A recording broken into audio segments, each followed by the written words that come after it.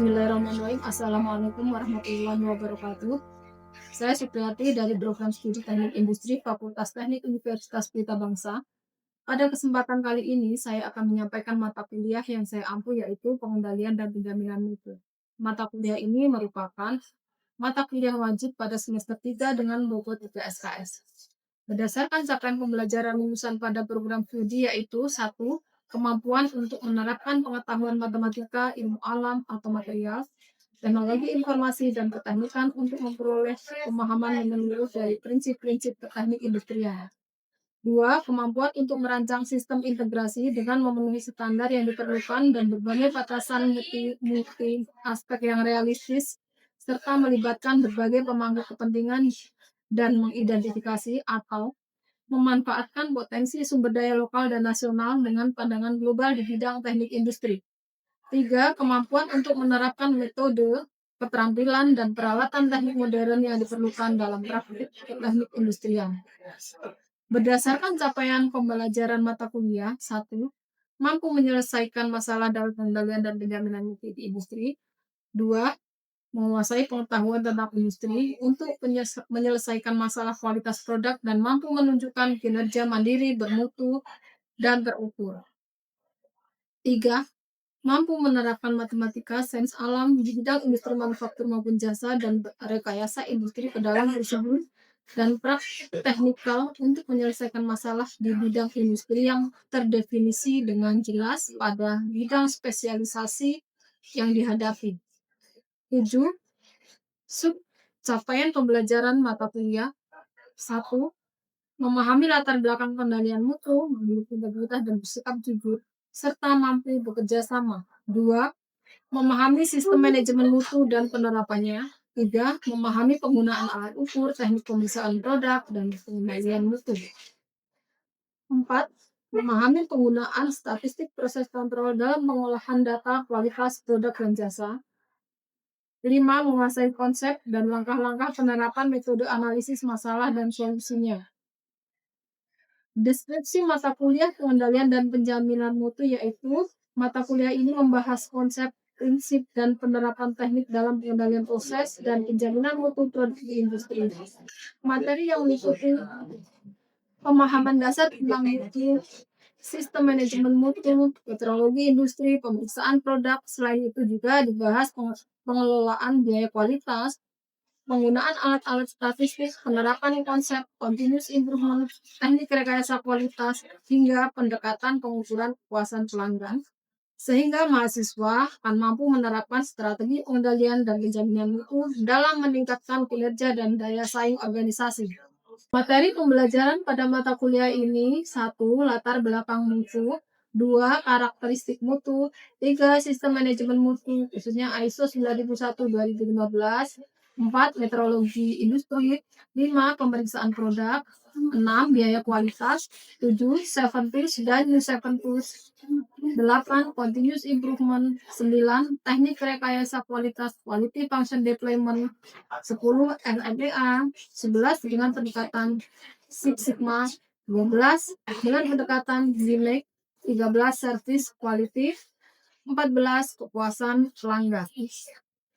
Sistem pembelajaran yang kami lakukan dengan menggunakan Student Learning Center, yaitu pendekatan pembelajaran yang berfokus pada praktik mahasiswa sebagai subjek utama dalam proses belajar, bukan hanya sebagai penerima informasi.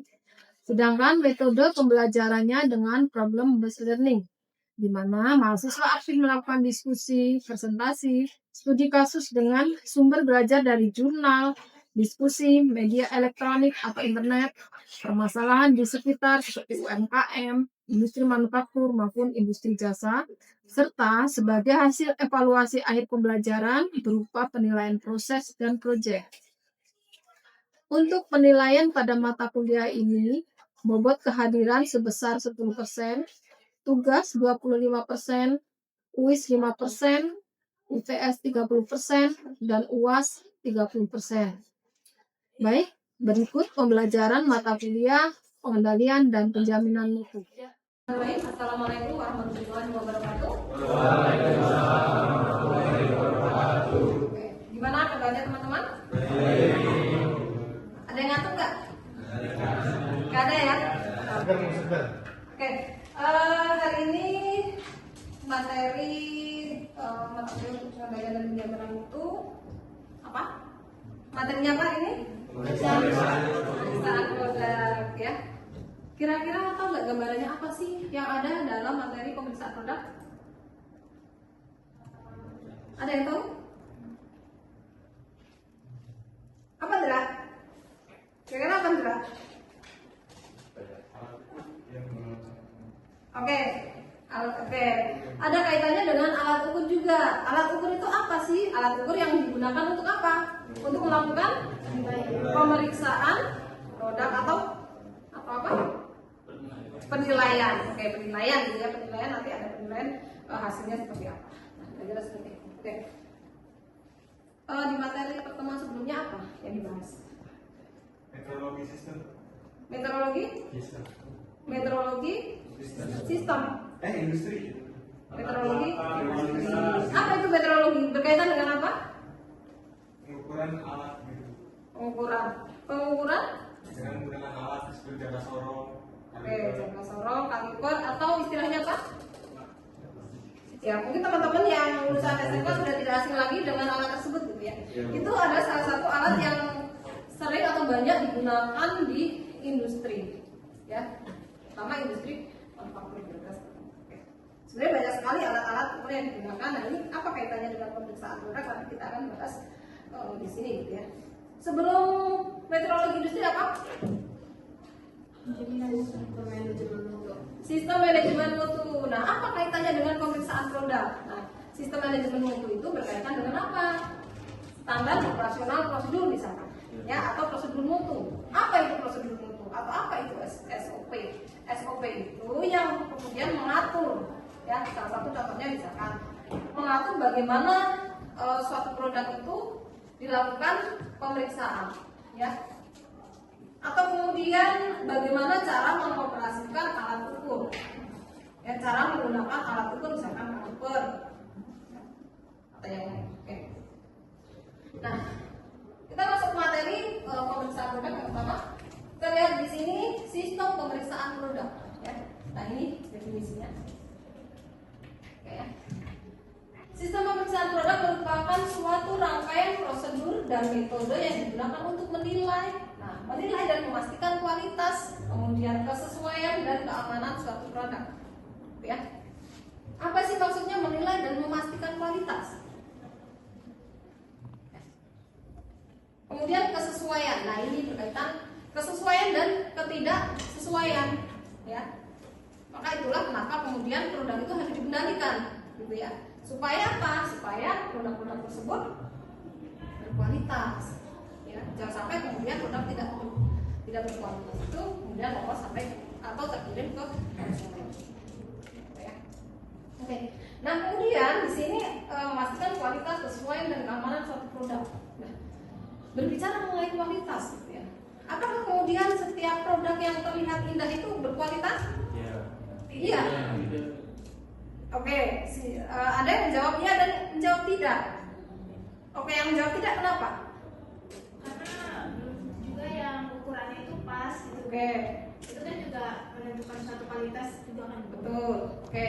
Jadi ada namanya standar, gitu ya. Ada namanya standar, kemudian ada apa namanya ya? Aktual produknya seperti apa? Ini kemudian dibandingkan apakah sesuai atau tidak. Sesuai dengan apa? Dengan standar atau tidak. Contoh dari misalkan pengukuran, dimensi, panjang, lebar dan lain-lain. Kira-kira seperti itu ya. Kemudian keamanan suatu produk. Ada produk-produk tertentu sebetulnya yang memang harus dilakukan pengujian, gitu ya. Ini tergantung ya, produk ada yang dilakukan pengujian, ada yang tidak, gitu ya. Pemeriksaan mencakup ya, jadi pemeriksaan produk itu mencakup apa? Uji laboratorium, pengukuran dimensi, uji fungsional, dan pemeriksaan visual. Ini tergantung nanti jenis produknya apa, gitu ya. Contoh misalkan uji laboratorium, kenapa produk itu harus dilakukan uji laboratorium, gitu ya?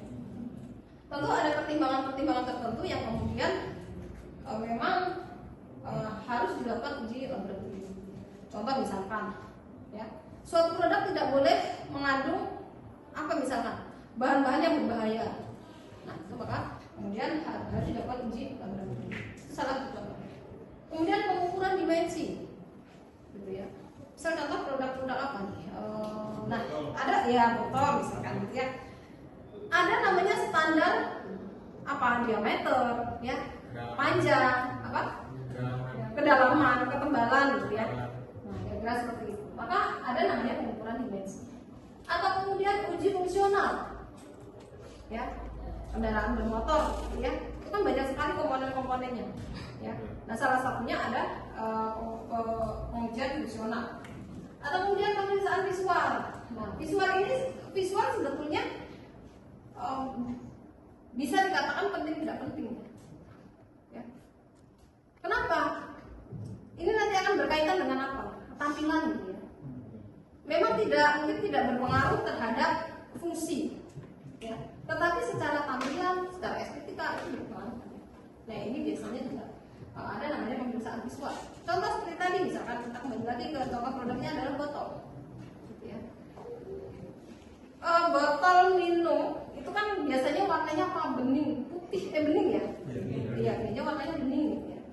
Nah, maka kemudian kalau di situ ada bintik-bintik itu terlihat gimana? Kurang enak dilihat kan, gitu ya kira-kira. Nah, itu salah satu contoh. Atau mungkin ada seperti misal goresan, ya, sebenarnya tidak berpengaruh ke fungsi, tapi itu menjadi salah satu syarat kualitas satu produk, ya. Tapi tentu juga di sini ada namanya standar. Oke. Nah, berbicara mengenai pemeriksaan produk, maka kita berbicara mengenai pengendalian mutu. Pemeriksaan produk itu bagian dari pengendalian mutu, ya. Pengendalian mutu itu terdiri dari beberapa. Jadi bukan hanya produk itu kan ya produk bisa jadi kemudian nanti akan diproses kembali menjadi produk akhir, gitu ya. Nah, seperti contohnya misalkan apa, pembuatan atau produksi itu tuh botol, itu kan nanti akan dipasangkan dengan botol di assembly, gitu ya. Nah, seperti itu ya. Nah, kita lihat kegiatan pengendalian mutu itu yang pertama ada pengendalian terhadap penerimaan bahan atau material atau bahan baku. Kenapa kalau harus dikendalikan? Kenapa tidak? Kenapa? Kenapa nggak langsung material atau bahan baku datang langsung diproses? Kenapa? Bahan menentukan kualitas, Bu. Oke, untuk menentukan kualitas. Jadi begini, logikanya kan begini. Jika bahan baku kemudian datang, gitu ya, atau ketika kemudian dari supplier dikirim langsung diproses, kalau tidak diperiksa, ternyata bahan bakunya itu tidak sesuai atau reject, maka hasil prosesnya sudah otomatis akan reject, gitu ya.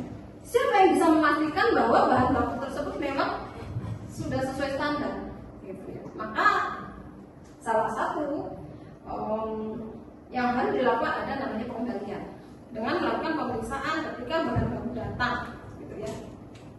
Kemudian pengendalian terhadap kegiatan di berbagai tahapan proses. Nah, tadi ada namanya penerimaan bahan. Jadi sebetulnya kalau digambarkan itu ada input, proses, dan output, ya. Input itu apa? Input itu adalah kedatangan material atau material, ya. Material yang datang itu namanya input. Kemudian masuk ke proses, ya, tahapan proses. Proses inilah yang kemudian nanti akan menjadi produk yang diproses menjadi satu produk, ya. Jadi dari penerimaan bahan dilakukan pemeriksaan bagaimana hasilnya, apakah sesuai dengan standar, bagaimana caranya, ya dibandingkan, gitu ya. Dan jenis-jenis pemeriksaan itu kan ada bermacam-macam, apakah kemudian hanya pemeriksaan dimensi atau kemudian visual atau juga perlu dilakukan pengujian, gitu ya. Dalam proses juga sama, ya. Nah, ini pengendalian di proses. Ini juga perlu dikendalikan. Kenapa? Ya karena itu tadi, ya, supaya apa? Supaya produk yang dihasilkan sesuai dengan apa, spesifikasi, sesuai dengan standar, gitu ya. Standarnya seperti apa? Nah, ada yang masih ingat kualitas itu apa sih sebetulnya? Ya. Kualitas itu kan sebetulnya begini. kualitas produk ataupun kualitas jasa ini kan sedikit berbeda, gitu ya. Kita mengetahui kualitas produk itu jika ada namanya spesifikasi, gitu ya. Kemudian jasa, kita mengetahui kualitas jasa itu kan setelah, atau begini bahasa mudahnya, kualitas itu berdasarkan persepsi konsumen. Nah, untuk produk-produk manufaktur, ya contoh tadi misalkan produk tutup botol yang atau botol gitu ya, itu sudah ada namanya berdasarkan persepsi konsumen, tapi sudah bukan oleh konsumen, ya. Si customer ini sudah menentukan spesifikasinya seperti apa, gitu ya, dari panjang atau tebal dan lain-lain. Tapi kalau jasa bagaimana? Jasa itu kita akan tahu kualitasnya setelah kita merasakannya, enggak? Dan mungkin bisa saja satu dengan yang lain, teman-teman, itu berbeda kualitas jasa pada produk yang sama atau pada jasa yang sama, ya. Dan kira-kira seperti itu yang membedakan, ya. Nah, tentu jasa seperti tadi, kalian sebagai konsumen, ya, sama satu dengan yang lain, ya, menggunakan jasa yang sama, tetapi bisa saja mengatakan yang satu, oh ini masih kurang, gitu ya. Yang satu sudah cukup puas. Oke. Nah, kemudian kita kembali lagi ke sini, pengendalian produk akhir. Nah, kemudian bahan baku, tahapan proses, ya, bahan baku material, kemudian diproses setelah akan menjadi satu produk, kemudian akan dikirim ke konsumen, ya. Tapi sebelum dikirim ke konsumen, ada namanya pengendalian lagi, ya. Nah, inilah tujuannya supaya apa? Memastikan produk, ya, yang dikirim konsumen ini tidak reject, ya, sudah sesuai dengan standar, gitu, ya. Kemudian ada pengujian, ya. Jadi dari bahan baku, proses, kemudian dipastikan pengendalian produk akhir, ya, atau namanya final inspection, atau ini juga bahasa lain dari penjaminan mutu, ya. Memastikan bahwa produk sebelum dikirim ke konsumen itu dicek kembali, diperiksa kembali. Yang keempat ada namanya pengujian, ya. Pengujian dengan apa? Misal kekerasan atau drone test. Ya. Nah, kira-kira apa produk apa yang dilakukan kekerasan? Contoh misalnya, teman-teman kesini mungkin pakai kendaraan, ya, atau mungkin ada yang gojek dan lain-lain. Oke. Misal kendaraan bermotor. Oke. Nah, kendaraan motor itu kan komponennya banyak sekali. Nah, kalian sudah kendara itu tentu pengennya yang aman, gitu ya, dari sisi apa yang namanya, ya, kalau kemudian berbicara mengenai komponen, gitu. Nah, maka kemudian di sini ada contoh, ada crankshaft, ya. Salah satu komponen dari kendaraan motor itu crankshaft, atau apa itu namanya, yang penggerak itu piston, apa? Piston. Ya. Nah, itu kalau patah bagaimana? Kalau misalkan kalian berkendara agak kencang, gitu ya, yang misalkan nggak kencang tapi tiba-tiba pistonnya patah, maka dampaknya kan kemana? Ke keselamatan, ya, ya enggak? Nah, itulah kemudian kenapa ada namanya uji kekerasan. Salah satunya tadi produknya crankshaft atau yang kemudian diasumsi menjadi piston, ya, piston bukan? Ya, ya itu. Oke. Nah, saya tanya yang crankshaft, ya. Yang buat pistonnya kan, Bu? Yang buat pistonnya. Yang ada kanan kiri itu. Nah, iya buat Ya, pistonnya itu. ya, gitu kan. Nah, itu ada namanya uji kekerasan. Kenapa? Ya itu tadi, ya. Kalau kemudian mudah patah, maka kemudian itu berbahaya, gitu ya. Maka ada namanya standar kekerasan yang berapa. Nah, itulah kenapa kemudian harus dilakukan pengujian. Atau drop test misalnya. Apa drop test? Drop test jatuh. Oke. Nah, coba lihat. Nah, ini ada contoh botol, ya. Minjem, ya. Oke, ini ada namanya botol, ya. Pernah nggak kalian pegang botol, kemudian jatuh? Pernah? Ada yang kemudian pecah? Ada. Mungkin ada yang pecah, ada yang enggak. Atau kemudian biasanya botol ini kan diletakkan di etalase, ya, kalau orang jual gitu, ya. Iya. Ya. Nah, itu kan sebenarnya potensinya apa? Potensi jatuh kemudian pecah, ya nggak? Kalau senggol atau apa. Maka kemudian ada namanya drop test, ya. dijatuhkan dalam ketinggian tertentu biasanya PCI. Pecah enggak? Ya. Maka kemudian jika produk tersebut pecah artinya apa? Tidak sesuai ya, tidak berkualitas gitu ya, atau menjadi produk yang reject ya. Gitu. Jadi ada standar juga bagaimana pengujian block test ini ada standarnya gitu ya.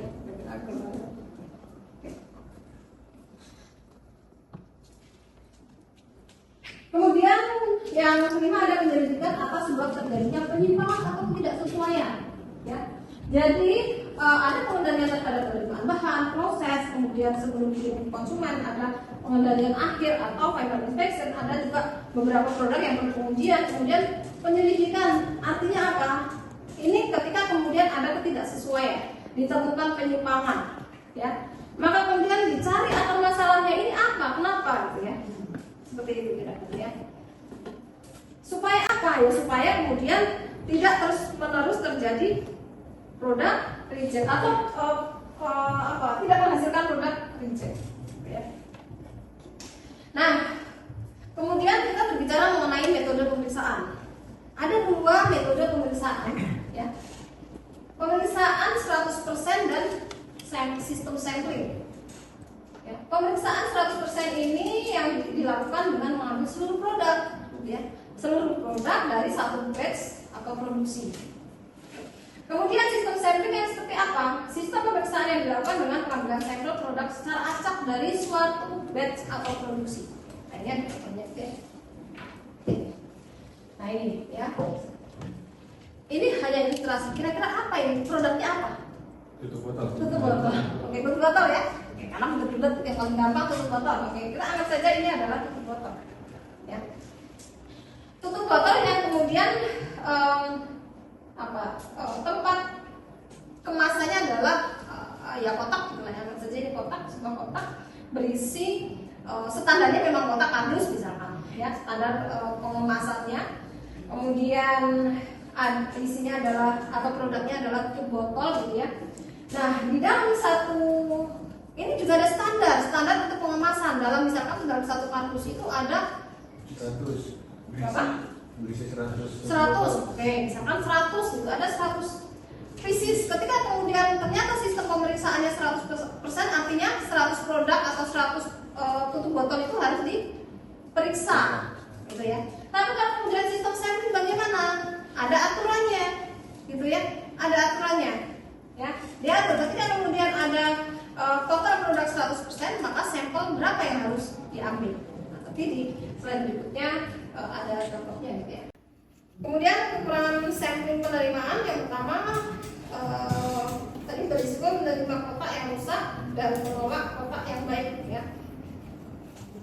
Jadi semua ditolak, ya. Berisiko menerima kotak yang rusak dan menolak kotak yang baik. Dua-duanya jadi ditolak. Seperti tadi ya, kalau ketika kemudian hanya meskipun dari sampel 10 ketemu 6 reject, ya, dan keputusannya ditolak, ya semua ditolak. Gitu. Nanti selanjutnya mau seperti apa itu tergantung dari kebijakan perusahaan. Gitu ya. Apakah kemudian akan dilakukan pemeriksaan ulang misalnya. Tapi ini kan juga akan membutuhkan waktu lagi, gitu ya, biaya. Nah, nanti di pertemuan selanjutnya kita akan berbicara mengenai biaya kualitas, ya. Kemudian penerimaan memerlukan perencanaan dan dokumentasi tentang prosedur sampling pemeriksaan dalam pemeriksaan 100% tidak. Nah, itu berbeda antara sampling dan pemeriksaan 100%. Nah, ini ada tabel pedoman tadi ya, tabel pedoman untuk memilih level inspeksi seperti tadi yang disampaikan. Nah, inilah yang nanti akan kemudian kita lihat ya, ketika ketemu jadi berapa, ketemu ketidaksesuaian berapa, bagaimana, apakah ditolak atau diterima, ya. Tabel pedoman untuk memilih level inspeksi. Biasanya untuk produk-produk tertentu, contoh misalkan sudah botol itu menggunakan apa? General inspeksi level 2. Kenapa? Di sini kita lihat kompleksitas partnya rendah. Kemudian toleransi resikonya normal, resiko cacat normal, jumlah inspeksi normal. Maka biasanya menggunakan general inspection level. Kita lihat contoh, ya. Nah, ini ada sample size. Nah, ini ada lot atau batch, ya. ada lot atau batch. Ini quantity, ya, jumlah. Nah, ya. Ada teman-teman bisa melihat di sini ada tanda kuning. Ya. Ketika kemudian ini saya beri salah satu contoh, ya. Ketika ada produk sejumlah atau batch sejumlah 501 sampai 1200, maka kemudian apa? Kita lihat di sini ada di general inspection. Nah, tadi saya sampaikan bahwa kalau tadi ada beberapa kategori ya, normal gitu ya, maka menggunakan general inspection level 2 ya. Ketika kemudian lots atau batch-nya quantity antara 501 sampai 1200, maka ada di posisi J atau kode J. Kita lihat kode J. Nah, kode C itu berarti berapa sampel yang harus diambil?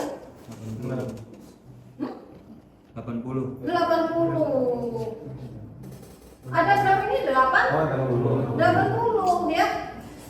Nah, sebenarnya kan ada mulai dari sini gitu ya. Semakin ke sini itu semakin apa? Semakin apa tadi? Perusahaan yang besar. Iya, betul. Ya, kalau nol itu berarti nggak ada toleransi gitu ya. Semakin ke sini berarti semakin apa? Kemungkinan hampir tidak ada reject atau rejectnya hanya sedikit gitu ya. Nah, seperti itu. Maka kemudian tadi ada major kan 0 di sana gitu ya. Kemudian tadi berapa? Minornya 2,5 ada di sini.